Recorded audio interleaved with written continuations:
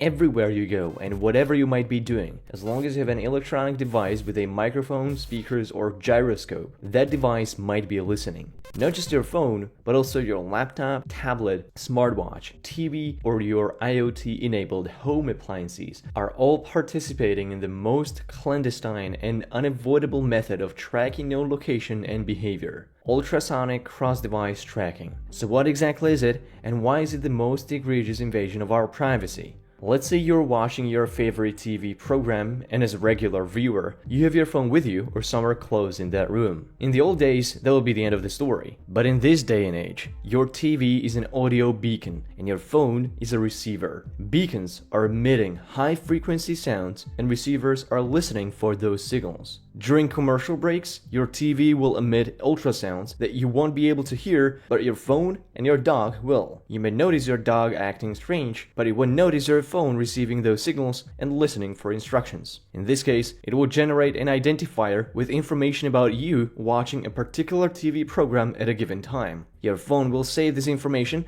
and make it available for apps on your phone to read and transfer to advertisers. What just happened there is called ultrasonic cross-device tracking. It's a method of linking multiple devices of a user to track their behavior and location. It works with all devices equipped with regular microphones, speakers, or even through gyroscope sensors. Ultrasonic audio beacons can be embedded in any form of medium: TV programs, websites, online videos, apps on your phone, or even billboards and banners. And it works both ways. Using ultrasounds, audio beacons can always detect when your phone is nearby, and likewise, apps on your phone can listen for approximate audio beacons to track what you do and see. This method of tracking is usually completely permissionless and secret. You won't receive any notifications, and oftentimes you'll never know what apps on your phone or websites you visit have ultrasonic beacons or receivers in them. You won't be able to stop it even if you disable location services or take your phone completely offline. Enable airplane mode, remove your SIM card,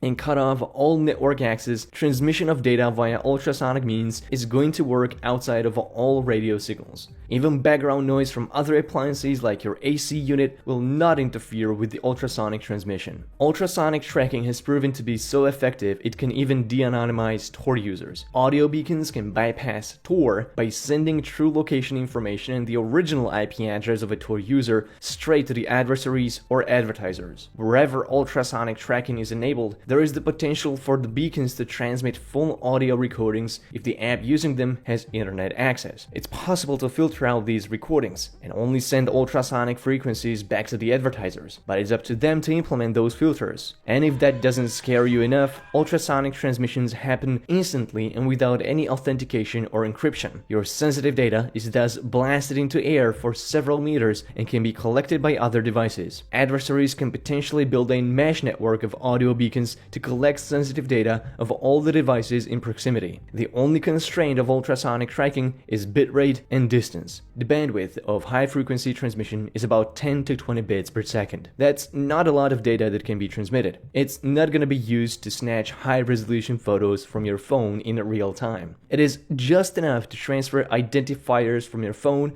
and nearby beacons to communicate your proximity, location, and fingerprinting information, such as what browser or device type you use. High-frequency sounds are not going to travel a vast distance. The limit of this technology, at least what is publicly known, is no less than 65 feet. Other methods achieve a realistic transmission at 16 meters. That may not sound like much, but it is enough to transfer data in densely populated urban areas, even from air-gapped machines. That is, even if you keep all of your devices completely off the grid, your data can hitchhike on high-frequency sounds and hop between devices until it reaches one that is connected to the internet. There is only one mechanism to opt out of this tracking: revoking apps' permission to access your microphone. Only allow microphone for apps while in use, and only for those apps that truly need it for features you actually use. But restricting microphone access is only going to mitigate a portion of high-frequency tracking signals. You need to consider at least 3 more facts. In 2017, researchers at Zhejiang University in China developed a method of hacking into smart and IoT devices using their voice-activated virtual assistants. They were able to send ultrasonic commands to iPhones and Amazon Echo devices,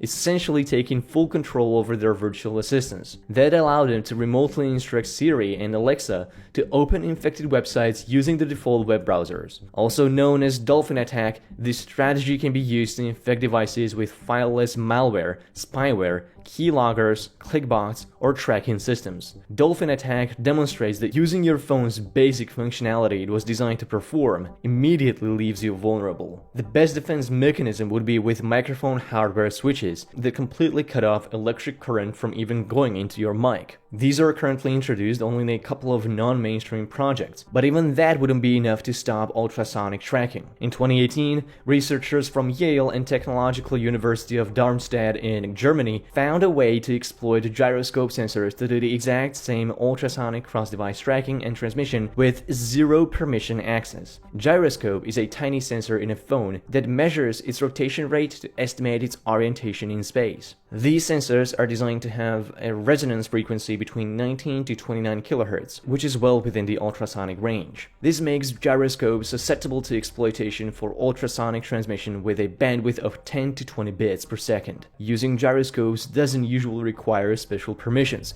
which is why this is a zero permission access. Restricting access to the sensor API is only available on Graphene OS. This means most users are vulnerable even if they restrict microphone permissions. This year, another group of cybersecurity researchers published a paper in the Journal of Information Security and Applications, where they laid out a method of headphone-to-headphone transmission. As you can see in this demo video, they were able to reverse engineer passive speakers with no microphone functionality to transfer this pixelated picture of a panda. The speakers were not originally designed for the purpose of receiving sound, yet they were still able to receive and transmit ultrasonic signals within the range of 18 to 24 kHz. Using this method, they were able to transmit data between passive speakers on two different computers 9 meters apart and 3 meters apart using earbuds with no microphones. Even if you took the Snowden approach and desoldered your microphones from your phone's motherboard, ultrasonic tracking will still be doable via its speakers. These too could be desoldered, but this option is not open for the vast majority of regular users.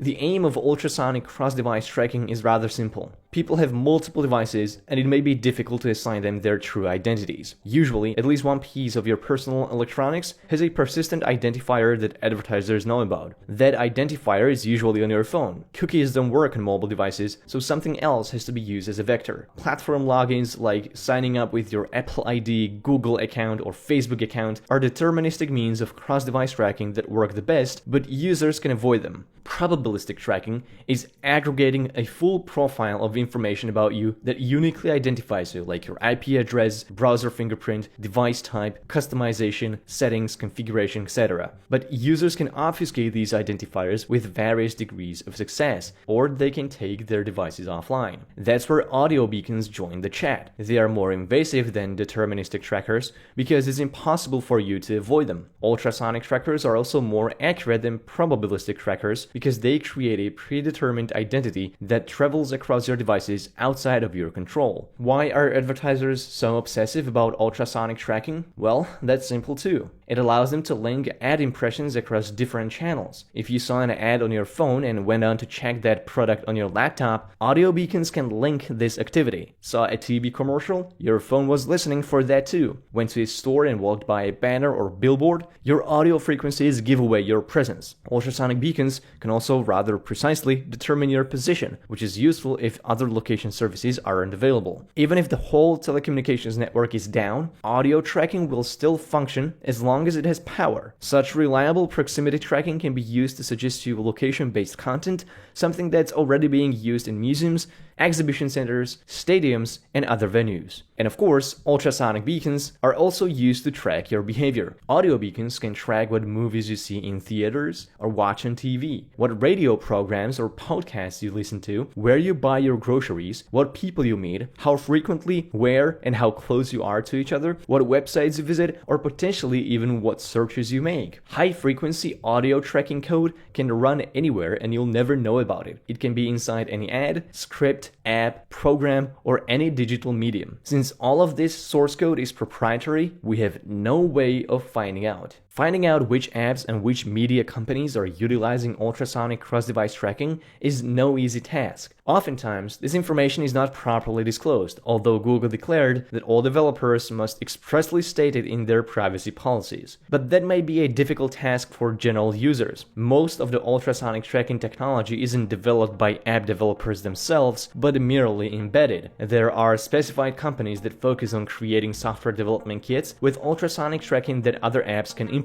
In 2017, researchers in Germany found hundreds of apps using audio beacons SDKs, and some of them have been downloaded millions of times. The biggest names in their findings listed McDonald's or Krispy Kreme, but any app that runs ads could potentially expose you to ultrasonic beacons embedded in the code of those ads. And what makes it even more difficult is that Google policies only apply to apps on the Play Store, but not to websites or apps that can be installed via other means. Ultrasonic signaling is bound to improve since it is being supported for other purposes and not just ad tracking. Both Google and Apple are developing ultrasonic communication between devices to establish proximity or for device pairing. FangPictor, on the other hand, develops ultrasonic signaling apps to coordinate phones of audience members for light shows during sporting events. Cross-device tracking is not a new concept, and ultrasonic cross-device tracking is just a novel addition. Corporations, researchers, hackers, and advertisers are going to continue investing into this technology and are bound to find ways to make ultrasonic tracking more and more effective. It seems that most ultrasonic tracking can be evaded by restricting microphone permissions.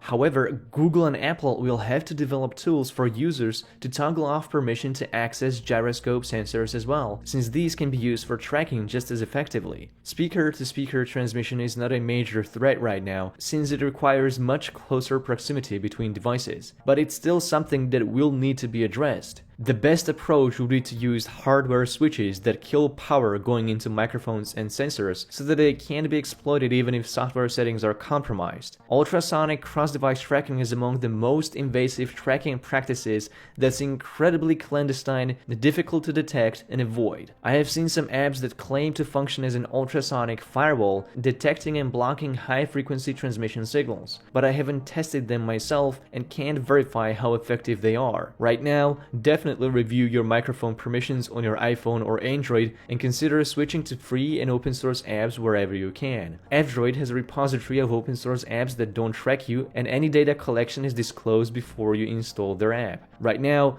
installing GrapheneOS on Google Pixel phones seems to offer the best defense, since GrapheneOS also provides a permission toggle for Sensor API on Android. Other Android and iOS users are vulnerable. Check all the sources in the description and feel free to verify all the claims in this video. Support this channel with a barrage of likes and comments, subscribe and join my channel, or support me on Patreon. Thank you.